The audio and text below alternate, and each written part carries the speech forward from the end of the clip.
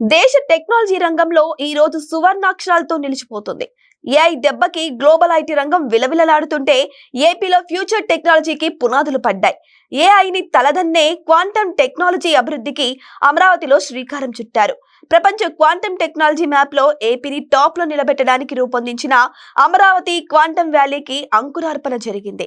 కేంద్ర science and technology శాఖ మంత్రి జితేందర్ సింగ్ ఏపీ ముఖ్యమంత్రి చంద్రబాబుని కలిసి రాజధాని ప్రాంతంలోని తూళ్లూరు మండలం ఉద్దండరాయునిపాలెం గ్రామంలో క్వాంటమ్ వ్యాలీ భవనానికి శంకుస్థాపన చేశారు.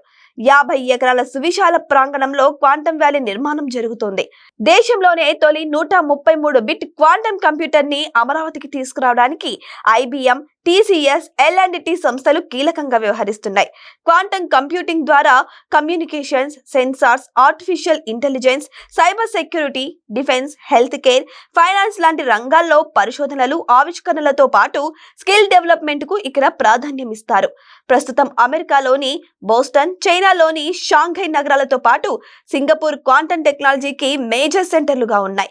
ఇక అమరావతిని కూడా గ్లోబల్ క్వాంటమ్ హబ్ గా అభివృద్ధి చేయాలనే సంకల్పంతో సీఎం చంద్రబాబు ఈ ప్రాజెక్టును ప్రారంభించారు.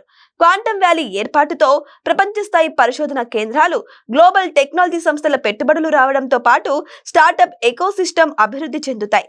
ఇక వీటి ద్వారా స్థానికంగా భారీ స్థాయిలో ఉపాధి అవకాశాలు లభిస్తాయని ముఖ్యమంత్రి చంద్రబాబు ఆశిస్తున్నారు.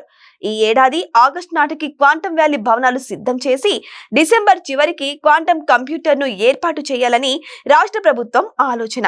ఐటీ రంగంలో ఉమ్మడి ఆంధ్రప్రదేశ్ తో పాటు దేశానికే విశిష్ట గుర్తింపు తెచ్చిన సీఎం చంద్రబాబు అనుభవం అమరావతి గ్లోబల్ క్వాంటమ్ హబ్ గా ఎదగడానికి దోహదం చేస్తుందనడంలో ఎలాంటి సందేహం లేదు.